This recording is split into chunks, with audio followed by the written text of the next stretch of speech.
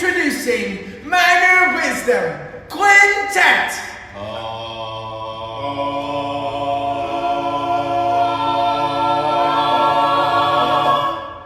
One, two, let's get a little do. Minor Wisdom. So I've got Javon Rougely on this week. Javon, I don't want to label him as something that he's not, but he is Destiny Miller's replacement at Bush High School, and replacing someone that had a lot of success is not easy. And so he's done a really, really good job. He was kind of, I think he mentions it, was kind of handpicked almost. Spent some time at another high school before this at Sterling High School, just a brief amount of time. And he's young. He's brand new to education, but you'll hear has a ton of personality and a ton of maturity and a ton of wisdom, even for a 23-year-old fresh out of college educator, doing great things. And last year, and again, this was recorded a while back, so I don't remember everything that he said in the interview, but I do remember what we talked about. I just don't remember if it was part of the recorded interview. But he was a part of the Sterling one-act play last year that I contest managed, and whether I'm supposed to or not, I'm a human, and I was very moved by their show, to the point where I was like having to collect myself after their show concluded, but I didn't want to delay them so much that because this weak contest manager couldn't keep his emotions together. So I went back there and I was still kind of teared up, and I explained to them that normally plays don't really get to me, but their play was very strong and moved me, and it didn't advance. It should have.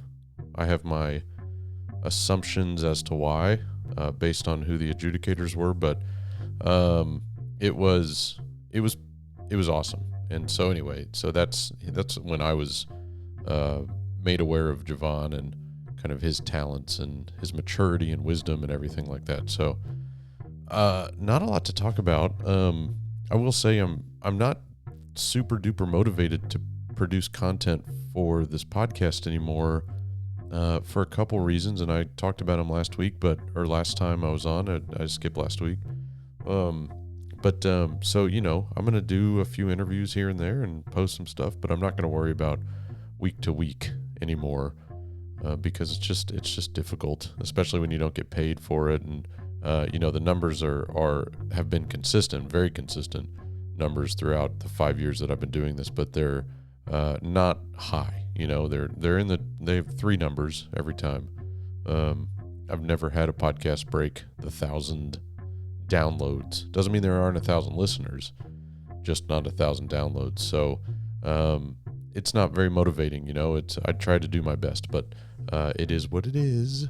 I do encourage you to listen to Mel Edwards' podcast, Behind the Plaster Line, on Spotify.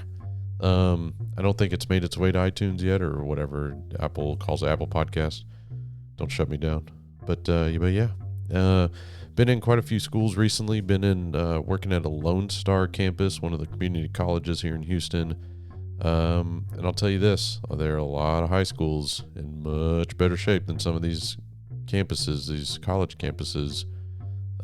It's quite embarrassing, but been helping out, and I'm going to do my best to get one campus kind of cleaned up. They haven't had somebody there that's a theatrical lighting person in a very long time, so I'm going to do my best to get it cleaned up before the permanent person comes in. And then lots of things on my mind as far as what next school year is going to look like. I've already booked a couple shows actually at different schools. Very honored to do that, and that's really cool. And I will do them whether I decide ultimately to go back to the classroom or not. We'll see what happens. Anyway, as I record this, Javon's show, UIL show, is done. They're finished, and but congrats to their team, that group of students. They gotta get a new identity. With Javon there. and it's going to be pretty awesome. I guarantee you're going to see Bush High School or anywhere Javon is really, but I don't. He doesn't lead me to believe that he's going to leave Bush High School anytime soon. But so I think you're going to see Bush back in the top tiers again with his leadership. It's not just a Destiny Miller thing. She's very good, but there's something in the water over there, and I only know that because I lived over there. There's definitely something in the water. So enjoy this week's Javon Rougely. And I apologize for the monotone voice, but as I explained, I'm in my wife's office and I have to be quiet. Have a good week, everybody. Happy Easter. Oh, yeah, happy Easter. Happy Easter. To those who celebrate. I don't celebrate. Happy Easter. Go get an egg. So I basically started my journey with theater in the fourth grade. I've been doing theater for about 13 years now, though I am young. And I get that a lot, like, how long you been doing theater? I'm like, 13 years. I'm like, oh, wow. But I did start off acting and still kind of act every now and then. But throughout middle school, church, high school, I was acting, but then I also took on like the technical aspect of like stage management, which I really loved during like my high school years, and I kind of still acted just every now and then. But one thing that really influenced me was my technical theater teacher, Miss Jessica Hazard. She's an amazing lady. She was like, "So, what do you want to do with your life?" And I was like, "Well, I want to be a teacher." She was like, "Why don't you teach theater?" And I was like, "Huh." Never thought about that. So literally went to school for theater and minored in secondary education at Sam Houston State University. So I would not be here without my technical theater teacher who inspired me or gave me the realization to teach theater because I never thought about that before. Um, so I went through all 3.5 years. So I graduated early from Sam Houston, but who I am today is because of Aaron Brown, who is an amazing director, amazing person, human being. To where I had plenty of times coming to his office crying, or just wanting to vent, and him just listening and giving like the best advice. But he really made me realize that I want to be a director and that I had like the potential to be a director. And so I really appreciate his like wisdom. To where even when I was stage managing in college, he still was help me in the aspect of like, here's some tips on what I do as a director, or here's some things that I've noticed that you do that you can always be influenced by when you are directing. And I really love that. Even while stage manager, he was like, you can still use this for directing. So I love that about him. And his directing one course really honed in my directing skills. And I was like, yes, this is what I want to do. And then thanks to him and some other mentors, I was able to be a student direct at Sam Houston and directed American Son. And that was a lovely, wonderful experience to where I was finally able to do a whole show and really make it my own with the help and like the collaboration of the actors, which is what I always love about theater. So I really thank Aaron Brown because he's the reason I'm a director today. I will give him that. But right after graduating college, I started working at Sterling High School in HISD as a good old 21-year-old, straight out of college teacher. And then I was the head director there, though it never felt like it. But I got the pay and I appreciated the pay. But I was the head director straight out of college, and I was there for a semester, which was a wonderful experience. I learned so much, but also I learned the things that I should do and shouldn't do as a teacher and director. But I also met with so many new people, like Yvonne Phyllis Dupree, Ezekiel Morgan, Jabari Collins, Rashonda Jones. Meeting those people that I would have never met if I didn't go to Sterling. So I definitely am appreciative to that. But I knew I was gonna leave Sterling in like mid-February because it was just like I just wasn't vibing with the school and the environment. But that's just me where I grew up from. I was like, this ain't really what I'm used to. Um, but in May, I got a good old phone call from Destiny Miller, and I was like in the middle of the office at the school, just hearing her saying, "Hey, why don't you come over to Bush and just see what it's like?" And I was like, "Huh?" And she was like, "Take a half day off and come see." And I was like, "What?" I'm like, "I'm at work right now."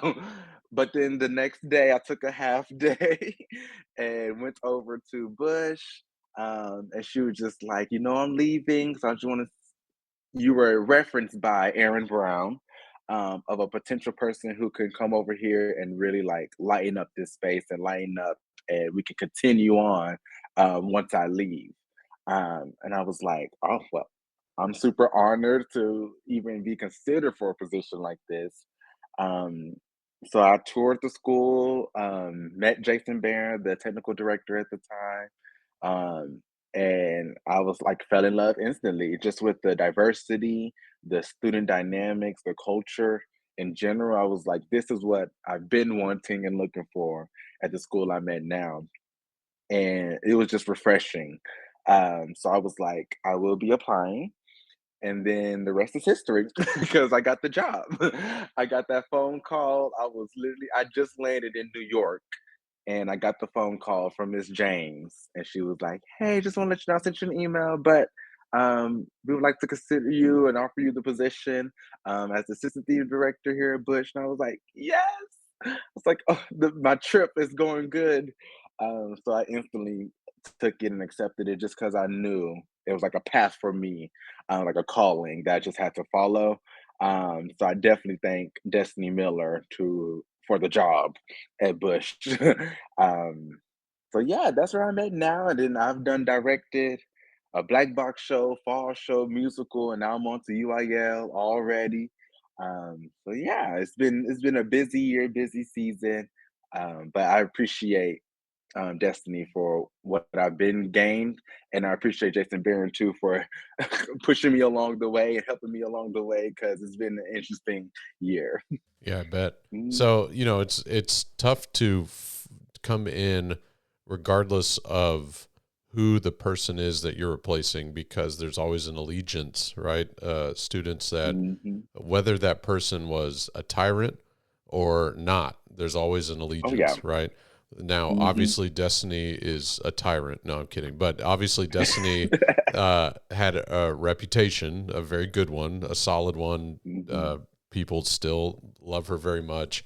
However, and I'm just judging from the outside, it seems as though it was almost seamless. And it seems like Mhm. there is like what ended up happening is, and you already kind of mentioned the Destiny, uh, not necessarily said you're the only one on the that's applying. Mhm. Obviously, you weren't, but it seems as though because she gave her blessing, that the Mhm. students were like, well, if she's good, if he's good enough for her, Yes. then we're going to.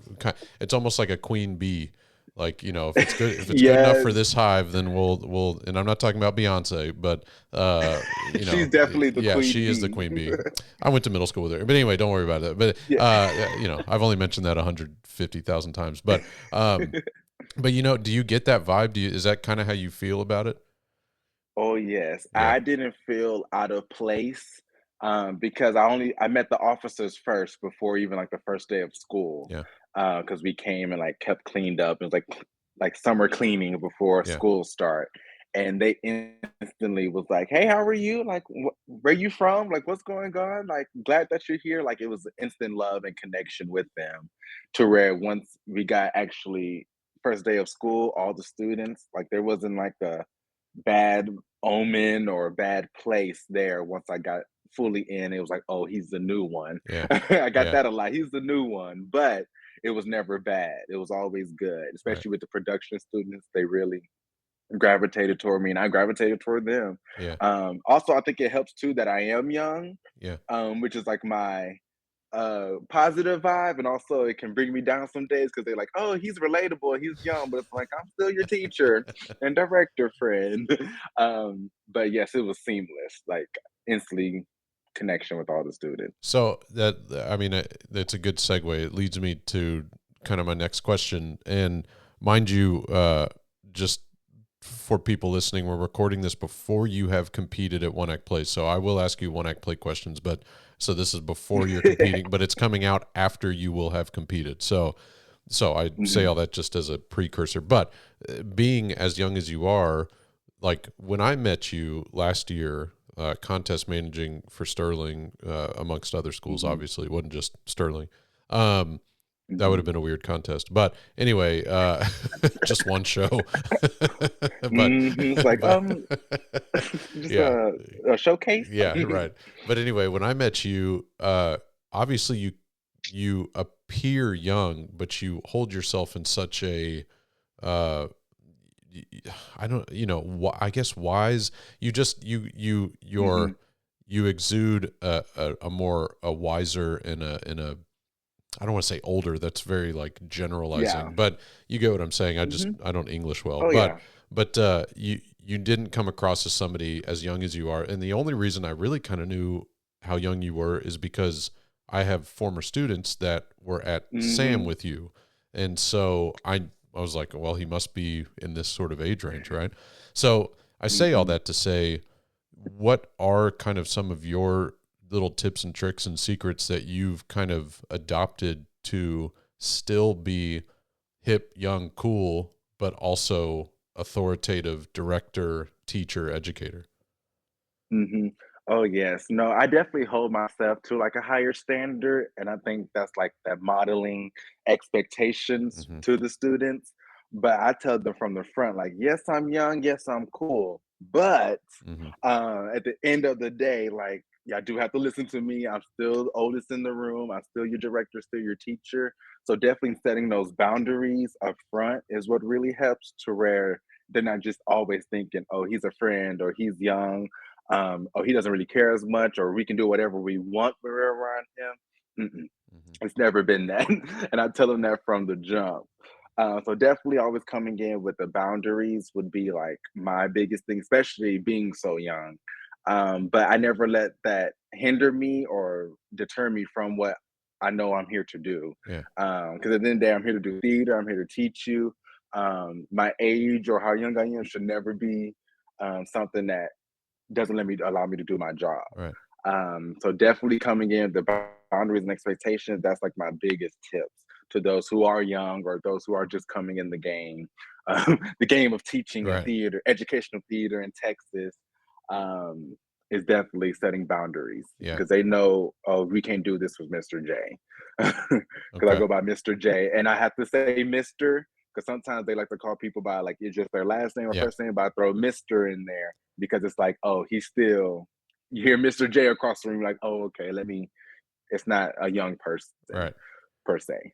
Yeah, that's a funny topic. That I mean, I totally understand that. And if my dad were here today, which as we record this, it would have been his 75th birthday, so he's an old man, you know. But anyway, he was a little old school and was like the Mr., Mrs., Sir, Ma'am, that kind of stuff. But I had my students rarely called me Mr. Minor. They always called me Minor.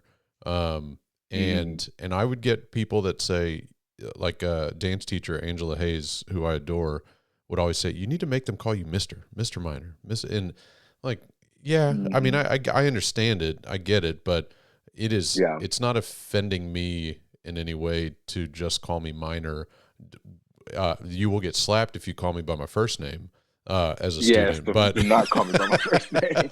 but Do not. so I do have a line, but it's I kind of understand it with you a little bit because you do have to establish and make sure you remind them that you are the authority. So yeah, I get it. Oh So yeah. speaking of, because again, this is different because I kind of know you a little bit, and so sometimes I don't know the person I'm interviewing, so I'm just like, hey, what's your favorite cheese? Anyway, so with you, I've got a little history. So American. okay. Oh, really? All right. No, that's all right. Oh, question. This is something for Nancy and Destiny, because Nancy, Destiny, and I go get if you want the best wing in Houston, and it's not that far from you, it's at Bullpen Pizza. It's right near Dulles. It's amazing. And Destiny, Nancy, and I we go.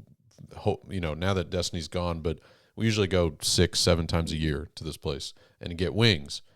And we always talk about how, or we have talked about how, when they say bone in, or do you want a bone in or boneless? Boneless. And I always say there's no Mm-hmm. such thing as a boneless wing. It's a nugget. That's a different, or a chicken, Because that's chicken a bite or something. chicken nugget.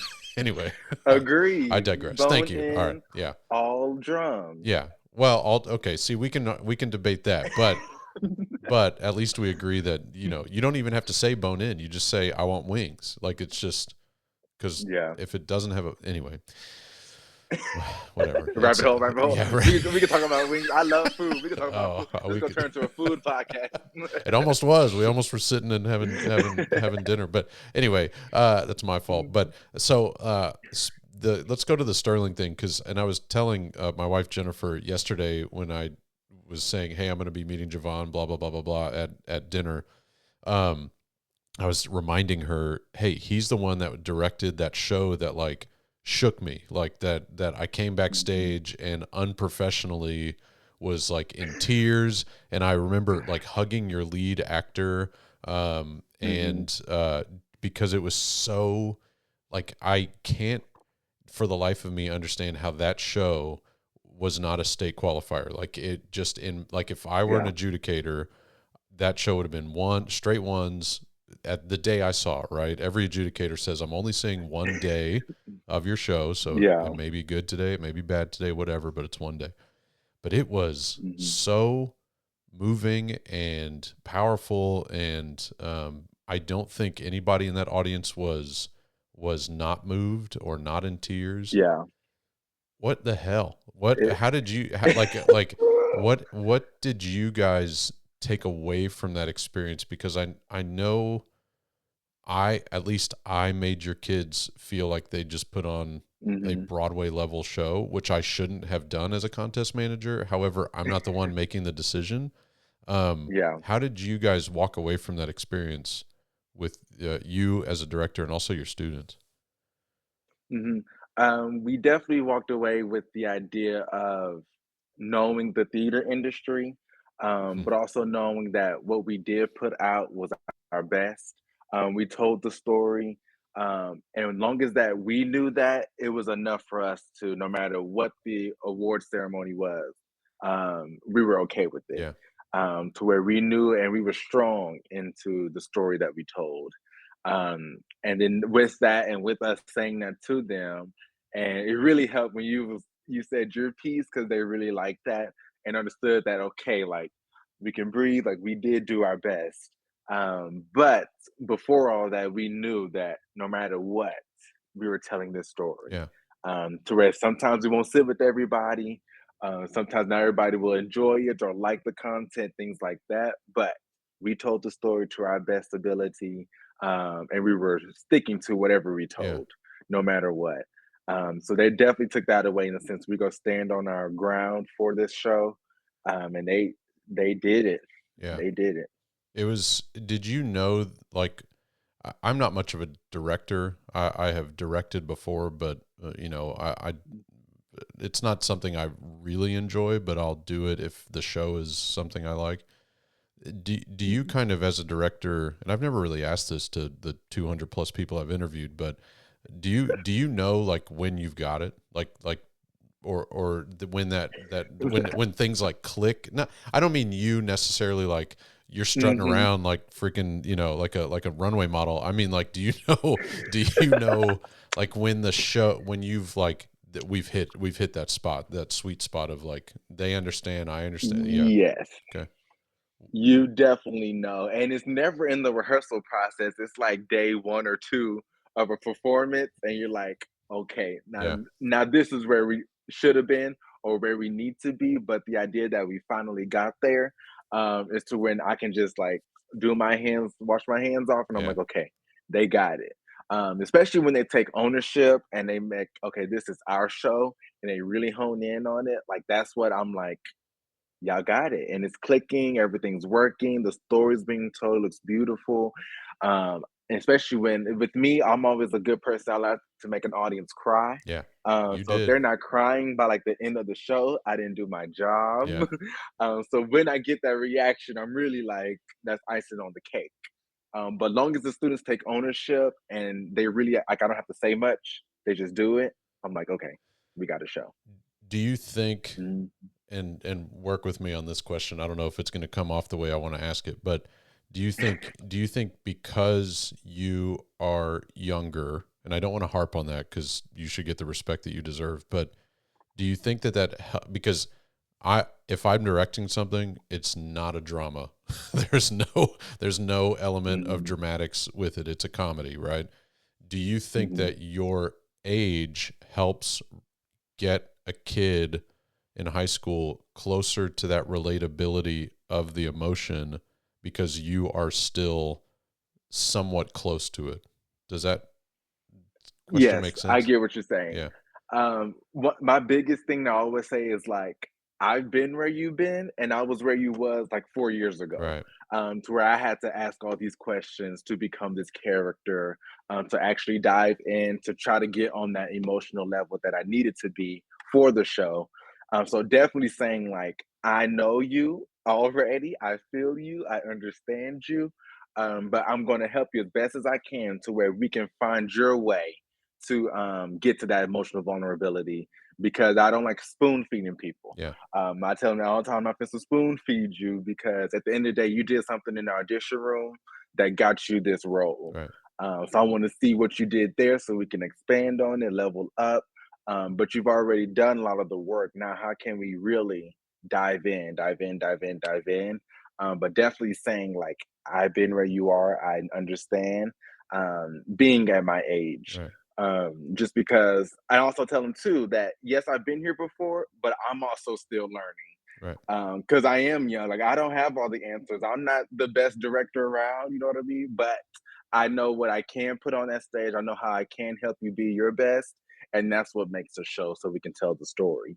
Because I'm like I'm young, y'all. I do say that. I say that a lot. So I do be like I'm young. I don't know it all. I'm still learning. I'm trying to get in grad school right now. Like I want to keep learning so I can be a better director in the future. Like I'm always learning, never stop.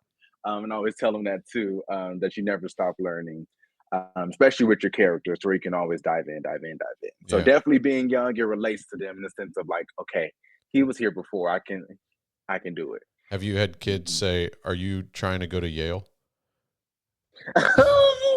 The first month, they was like, "Are you when you leave here, are you gonna try to go to Yale or go?" I'm like, "Y'all, I don't want to follow in Destiny's footsteps like that, y'all. Like, I'm not." I was like, "Nah, we got the same goals, me and Destiny, some of our goals, but I definitely don't want to go to Yale. I don't think I'm gonna get that far, but I do want my MFA in Right. directing. All right. I'm just I'm Definitely just want checking because I can imagine that they're a little like they got some PTSD a little bit. So, it." but that's Mhm. okay. So you said the whole like, you never stop learning thing. That was good because I was about to Mhm. follow up with, you're just because you're young doesn't mean that learning stops, and just because you're old doesn't mean learning stops. So, Learning stuff. yeah, because that's what two master's degrees does. It also hurts your bank account a little bit. So, um, Yes. so Yes, I'm still waiting on my grad school letter because I applied to grad school, and I'm like, I'm 23, but I was like, I'm gonna see if they yeah, say worst they can say is no. Um, but I've applied, it's good to do it. so I was like, I'm Yeah, gonna keep trying, keep yeah. learning. MFAs are good. What is speaking of MFA? I know he's not Dr. Aaron Brown, but he might as well be. Um, what what are some things that Aaron, you mentioned in kind of your background, that Aaron helped Hmm. you along the way with directing tips, and you would go to his office and talk about this and that. What are some of those things? Because even as a director, uh, to be directed and learn that way is different than directing.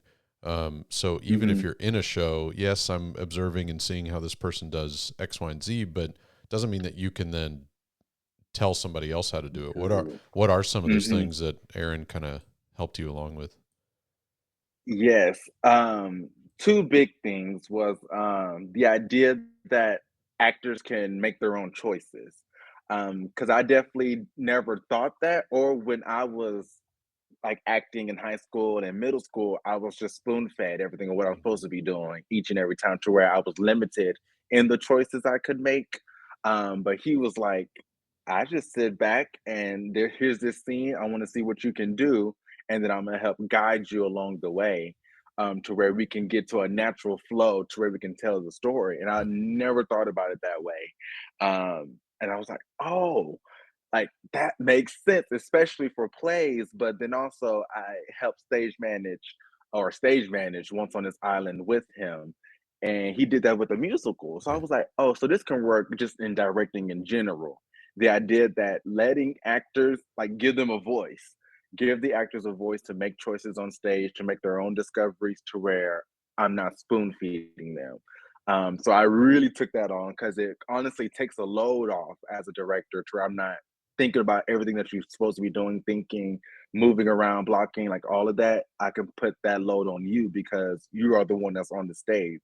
So how can you naturally do what you need to do, react, listen, move with the other actors on stage, things of that nature, to where it's not spoon fed from the director. And that was my biggest takeaway that he gave me. But also the idea of research. Right. Actually researching the show makes a difference, to where it's more than just the words on the paper, but actually where do these words come from? What's actually being said, the cities, the locations, the Yeah. references, searching those things up. So when we do get to like the table work, it makes everything smooth, to where we're not trying to search for answers already, to where I'm coming in with answers to questions, to where actors aren't having to scramble and think of things like, oh no, this means da da da da. Right. So those are like my two biggest takeaways from him that I really take on and took on and still act on today, that I've been doing since I directed in 2022 with American Son till now. Almost 2 years later, I still have that aspect of the actors can make their own choices and then research. And I still check in with him today, just text him, be Yeah. like, hey, Aaron, I got a problem or I got something, a situation. Can you help me real quick? He's like, let me call you. Yeah. So I still appreciate that communication with him, to where I can still ask questions, even though he's not in San Houston no Yeah. more. Yeah. He defected. But yeah, Yeah. Yeah. Uh, yes, he's making his Texas university tour. yes, he's going everywhere.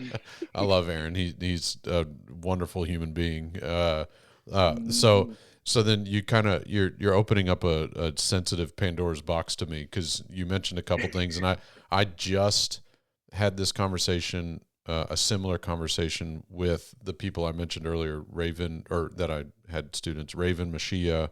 I don't think you know Mhm. Amber Gibson, but um, I know Amber. okay, Mhm. okay. But New teacher, yeah, new she didn't. Yeah, teacher. she didn't go to Sam, so I didn't know how much you knew about her. But yeah, new teacher, Mhm. Cy Fair. She's working. Working. That's all I'll say. Mhm. But I'm very proud of her. But Desmond, those people. But so I've got a group chat with these former kids that I just value more than anything, and I get myself in trouble as a Jewish white man, old Jewish white man. I'll say things at Mashiach, and Raven will put me in my place real fast. Nothing that kind of Mhm. that kind of That world, kind of but crazy. yeah, yeah, Yeah. yeah. But we got into a conversation about a kind of what's appropriate and inappropriate, right, for certain schools to produce content. And Once on this Mhm. Island is one of those shows that it's like a hairspray. It's like a ragtime. It's Mhm. like and this was the actual topic that we were talking about. It's like Sebastian and Mermaid. Um, Mm. do you do those Mm. shows if you don't have the people to do them? And Representation. the Mhm. answer is no, you don't. But here's where I think, and you kind of just alluded to this a little bit. You said you do research, right? I think where Mhm. some people get into trouble, and I'll let you elaborate on this if you want or not, but we'll see. But I think where some people get into trouble is they don't they they know Once on this Island is a hot show, right? And it's got beautiful music and this and that, and it's got some fun Mhm. movement, and it's got big tech. If you want it to be big tech, it could also be small if you wanted to. But Mhm. it's a pretty good show, and it's a well known show. But I don't think everybody knows that it's not white people, right? Like and so Mhm. they choose it, they put in their season, and then they get to a week out from auditioning and they realize, oh, um, we don't, This might not yeah, be the right show we don't for have the us. students for this, right? And so Yes. that's a weird way of asking this question. When do you think people should start researching? I mean, is it like, Mhm. and it's kind of a dumb question because I know the answer to the question. But this is about you. Your name is on this particular episode. When do people start researching? When do you got to keep that in mind that I don't have black students? It turns out they're Yeah. all white, but that kind of thing. Mhm. So answer that, and if you want to skate around things, that's totally fine. I'm totally fine with that. Yes, I'm ready to skate. Yeah, Because this is interesting because I'm ready to we skate. were just talking about this. Because I'm part of the EDIA committee for Texas Educational Theater Association, Yeah, um, and I did the script discussion for Blood at the Root, and it was Lynn Escovel and Mandy. We was on there just talking about different things and talking about shows, and then Lynn asked the question of, "This is an interesting show, but it seems that it's mostly like black students, maybe students of people of color in it." And I was like, "Yeah." She was like, "Well, I really don't have that like the representation." yeah, And then I was like, "So it might not be a right show yeah. for you to do."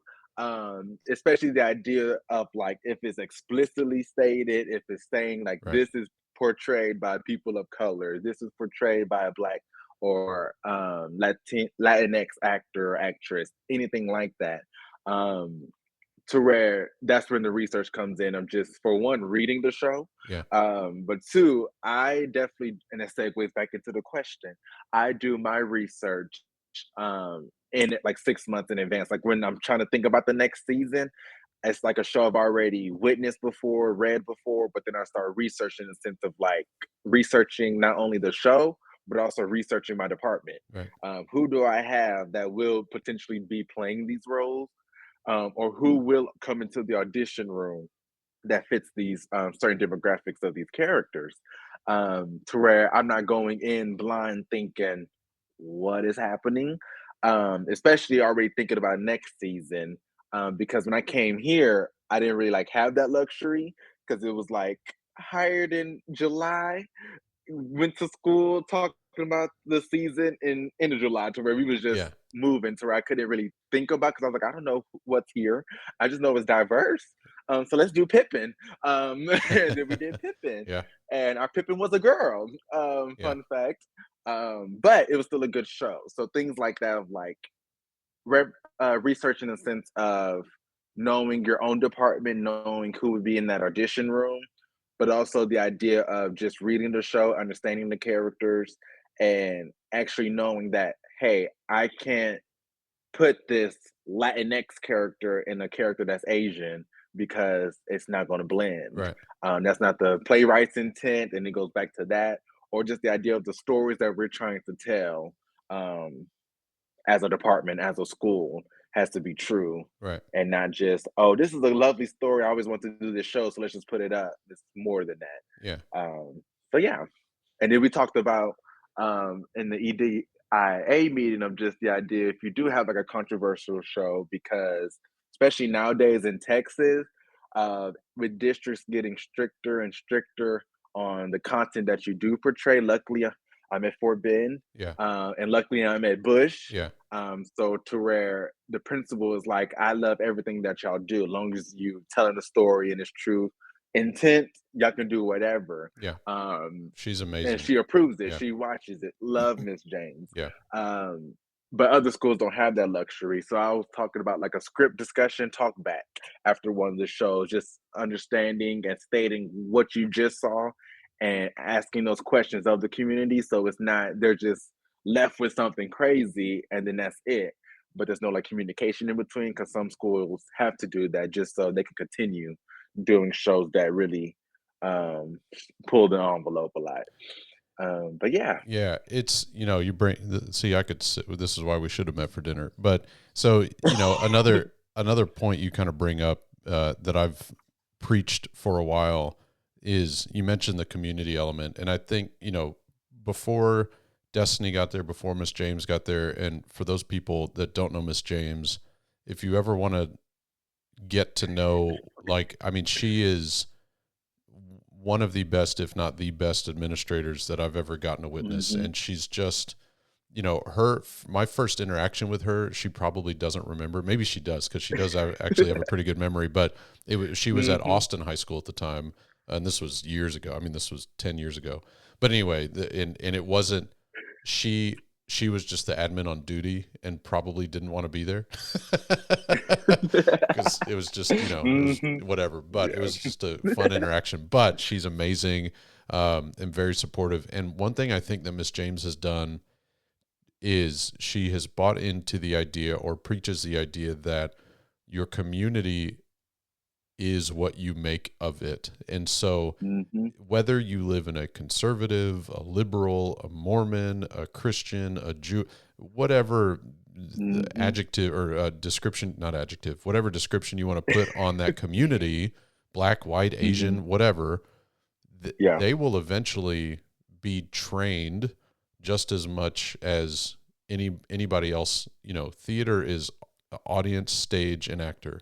So you have to train your audience just as much as you have to train your actors. And so if you are doing content that is tough but still a good story, it doesn't matter what it's about. The community will eventually be like, oh, this is Mr. J does this stuff all the time. We love it. It's beautiful theater. They don't care what the content is, because you're putting on beautiful stories, right? And I think that a lot of administrators and directors, and I'm turning this into me talking too much, but I do think that they buy in too much to the community will delegate what we do. Yeah. And I think that, and I hate that. Yeah, right. And I think that, is it going to happen overnight? Absolutely not. But I think that after a couple of years, then, because what Destiny did at Sugarland Middle, when she did Mary Gerard, Sugarland, that area does not want to see that. But they did, and they loved it, and they accepted it, and because it was just stellar. And then fast forward, so those types of things. Anyway, I don't know if you have anything to say about that, but you got me. You built my soapbox. Here. No, let me get on mine, because do it. I definitely agree with the sense of, like, I love the community and love, like, all the different communities, but the idea of theater is storytelling. Yeah. To tell these harsh stories, to put these stories on stage, to where we're preaching, we're protesting, we're advocating, but also sometimes we just want to tell a good story that may be rough to hear, but if it's factual, if it's truth, if you can leave with something in a sense of questioning, how am I going to better myself from hearing this, or I've done this before, in the sense of I actually did what they did on that stage and felt how it made them uncomfortable. So let me not do that no more. Then we start preaching to the masses of, like, being a better human race. Right. To where that's what I love about theater so much. It's like the advocating, the protesting, the preaching, and the storytelling that can really change people and change their audience. Because I don't want them leaving with nothing. They're going to leave with something, Right. to where they can either change about themselves or think differently once they leave that seat. But that's why I definitely think, like, love the community and love how we're supposed to be supportive Yeah. in some of their decisions, but it's also like, let me tell theater Right. and let these students tell theater. That's definitely relatable to them, with new shows and new plays coming out. But yeah. Yeah. Well said. Yeah. So let's get off these hard topics. I got to ask. So your last name is Rouge. Is it Rougely?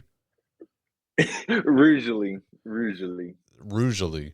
So Rougely. what is that? Is that Cajun? Is that like what? Yes, it's Okay. from my daddy. He's from Louisiana. Okay. St. Francisville, so a little bit up north. Okay. All right. North Louisiana. Okay. I was because I can identify some, because they spell their goes with a EAUX, and the Canadian, or the Canadian, the Cajun spelling is just sometimes not. It's easily recognizable, but not Every always time I easy go to to say. Louisiana, I'm just like, Oh yes, I'm in the country because that's where he's from. But it's Rugely, and then I hear it said different ways, all kind of sound. Rugally, Rougely, roughly. I had to spell it wrong at all my graduations because I'm like, I need you to say it right. I paid money to be here, things like that. So yes, it's Yeah. interesting. So and where's your mother from? My mother's from the Galveston, Lamarck Oh, area. okay. Since I'm Okay. from Texas City, so Yeah. she went to Lamarck High School, and she just raised us in Texas City. Okay. And did you Mhm. go where did you go to high school? I went to Texas City High Okay. School with Okay. my directors were Bobby Joe Davis and Jessica Hazard. Okay. Um, so some people know him, but I know some people know Miss Joseph, who's in Lamarck High School, Right. which is now part of Texas City, like independent school district, because Texas City took on the Lamarck schools when I was like Oh. a sophomore. So I grew up in like a one high school district, and then we took on Lamarck like my sophomore year. Oh, I didn't know that. So they like absorbed the Lamarck district or whatever? Mhm. Oh, I didn't Because know. Lamarck wasn't doing what they were supposed to be doing. So the state was like, Texas City, I want to take them on. And Texas City did. So then we became two high schools, two middle schools, and now like 15 elementary. Yeah. So Okay. it's big now. And when because a lot of some people don't know Texas City, it's south, close to Hmm. Galveston. Take 45 and you'll hit Texas City. Yes, Uh, Bucky's, where y'all go to Bucky's on the way to Galveston. That's Texas s- City, y'all. so where's and I should know this. Where's Texas City and Lake Jack? Because Lake Jackson is the original Bucky's, right? I'm pretty sure when I say that. I could be wrong, but I think so, maybe. I just know that that Bucky's, because my sister was graduating high school, came in 2012. So if there was one before that in that's Texas, then more than likely, yes. that's funny. You're Because we was all excited you're when that yeah. Bucky's was built in little old Texas City, and You're, then we had Tanger Outlets, the mall being built. So Tanger Texas City outlets, been yeah. moving on up slowly, and now we got Lago Mar over there. I don't live over there no more. Yeah. I live in Houston now, but I'm like, yes, come on, Texas City. I love how your memories are based on when was Bucky's when did Bucky's arrive? It's like sister graduated high school, Bucky's was built. Boom. That was And her that's how I gift. connect That my was dots. yeah. That's awesome. That's really funny. So I think you sort of commented on this when you gave your story. When did you like know that theater was kind of the thing you're going to do? You said you wanted to teach Mhm. theater and stuff, and or that you were told, hey, you should teach theater, and that you didn't Mhm. realize that that was a thing. But what got you? When was that moment you kind of knew? Was it middle school or?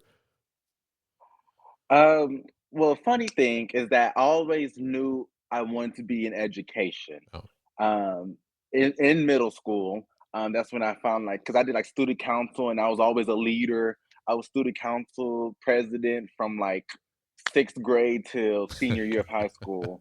And then I did like taffy. I did like all the clubs. I was in choir. I was you say in taffy? key club. Taffy, the Teachers Texas Association of Future Educators. Oh, I never even heard of that. Um, Okay, keep going. That's I funny. was the vice president of that club. Like Okay. I did it all. But I just always knew I wanted to do education, just teaching something. To where I wanted to become a principal. Mm. Because I really had an inspirational principal in my middle school. And then she went to Dickinson, which we love her for that. And now she's a principal at Dickinson High School. But anyways, it's just she inspired me, and I was like, oh, I want to be in her position one day. Yeah. So then I was like, oh, I'm gonna be a principal. I'm gonna teach for like 3 years. Require the minimum requirements to become an AP. Like I had it all planned out. That I was gonna teach, teach, teach, and I was gonna probably teach history or something.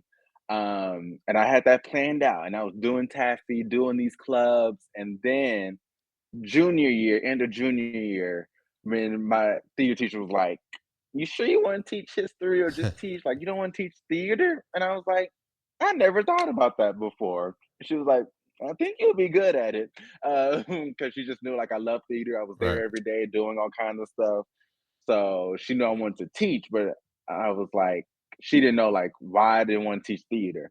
So I was like, yeah, I guess I could do that. And I was like, oh, that's so smart. I'll teach theater. I like doing that, but I still want to be a principal.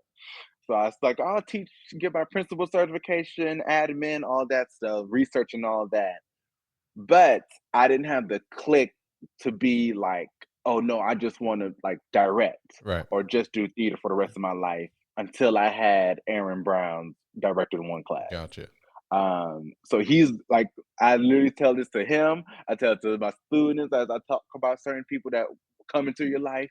He's one of the, he's literally like people don't know. He's literally the reason I'm like a director today and want to pursue directing for like the rest of my life. Just because he just added that spark in me and really validated all my ideas and what I could bring to a show to Right. where I was like, oh wait, I can do this. And not only just do this for like teaching wise, but like do this professionally and branch out to where I don't have to teach all every time or all the time. I could come profess Right. to where I want to be a professor and then I want to do professional work. So he's the reason why like I'm a director today. He's the reason why I got one of my professional assistant directing gigs at the AD players. Right. We just closed Still Magnolias. And I was the AD for that show. So he's like his spark is what's sparking all these other opportunities for me. So yeah, it really was like a chain of like just education. Oh, then teach theater. Oh no, you just want to be a theater director. Education is where I'm gonna start and grow from here. Wow. So you just okay. So you just glossed over that real fast. I did not realize you did Steel Magnolias at 80 players. Hmm. Number one, beautiful space. They've earned it because they've been waiting for. I mean, they literally waited 2 decades to get that space. But To get it. yeah, and it's gorgeous. It was. I mean, I don't know if it was worth the wait, but it's a gorgeous space. I don't. It's a Yeah. nice theater. Yeah, it's a nice Number two, Steel Magnolias, not a show that's done really anymore, and I don't know why. It's not done as much anymore. It was really hot in the hmm '90s as a stage play, and then it's still done every once in a while because you'll see on like those Facebook messengers, like who has the dryers, The dryers, yeah, the chairs and right. stuff. But then also, so you balanced uh, work life with this professional gig. What I mean, what for you? Because that's kind of new for you. What was that? What hmm was that like for you? What kind of experience was that? It was interesting because it was in the middle of musicals. Right, right, Um, so I would have rehearsals like after from like 3 to 6, and then I would leave there and go to Houston, right, River Oaks area to rehearsals um, Monday through or Tuesday through Friday during the week. Um, and it was tiring because we got rehearsals at like 10:30, and then I got to drive 30 minutes to my place, and then wake up in the morning and then do it all over again. right, And this was like for basically from January 2nd until the show opened January 26th, and then my musical opened like the 24th or 25th. right, So it was like I had to be there for my babies, but then I had to leave early. I just did rituals with them, and then I left that Friday because the show was open. I was like, I gotta be there, gotta right. get that check. But it's also opening night for them too, Yeah, which I had a new family over there. So it was hard balancing, but I don't regret it because it opened new doors for me once sure. again. And I love the director I worked with, Leslie Swackhammer, amazing human being. And the actors that I worked with was interesting, and they were fun. They were older, so working with older people, like I was the youngest in the room, as recently has been the thing, which I don't mind. So I was asking questions. They were like, "Huh?" And then they're like, "Oh wait, he doesn't know what this is because he's 23 or 22 at the time because I just turned Yeah, 23 this month." But it was interesting and love working with older people. yeah, Also, the idea of like working with professional actors to where you don't have to like baby them through certain things. They just click it and go. It hmm, was like, oh, this is the life. yeah, So I'm just like, oh, you want me to be a professional theater director, Lord, yeah. is what it was giving. But it was tough, but I don't regret it at all. The students understand, and we still were able to or I was still able to balance them and balance like the professional life as well, which I thought was a check on my list just because I knew like if I couldn't balance this, I probably would have like would turn down future Right. opportunities because I know I want to be there for my kids first. But I was able to balance it, so that just fueled me up like, okay, I can do this every now and then to where it shouldn't affect me as Right. much. All right. So Mhm. I'm gonna get you out of here on this. I always typically end with like words of advice, words of wisdom, and everything, and I'm not gonna change that for you. Uh, so being as young as you are, and being as having a head screwed on the right way, and just kind of you just have your bearings, and you're just mature beyond your years or wise beyond your years. Uh, Yes. what is it that keeps you that way? What is it that keeps you not necessarily grounded or down to earth, but that kind of idea of because I don't think you don't have an ego that needs to be brought down to earth. You just Hmm. seem to be very, you know what you need, you know what you want, you're going to get it. What is it that's Hmm. keeping you that person, and how do you make somebody else be that way? Hmm. Definitely what keeps me going is just the idea of the craft, what I love to do. Like I have no regrets of anything that I've done in the past or what like challenges I face that I know that I can overcome them, but also the idea too, I do what I love every single day.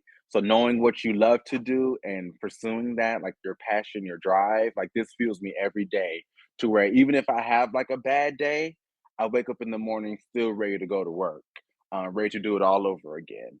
Um, so my advice would just always find that spark in what you do and in what you love and keep that as the thing that keeps you going. I also personally always like to be better. That's like my mantra that I go throughout the day, and I even tell my students like, be better than yesterday, be better today, be better in rehearsals, be better. Like we always get better every day. So that's what keeps me going, and I think that would be like my biggest advice to someone else is to always be better and then find that spark, that drive, that passion that keeps you going. Minor wisdom.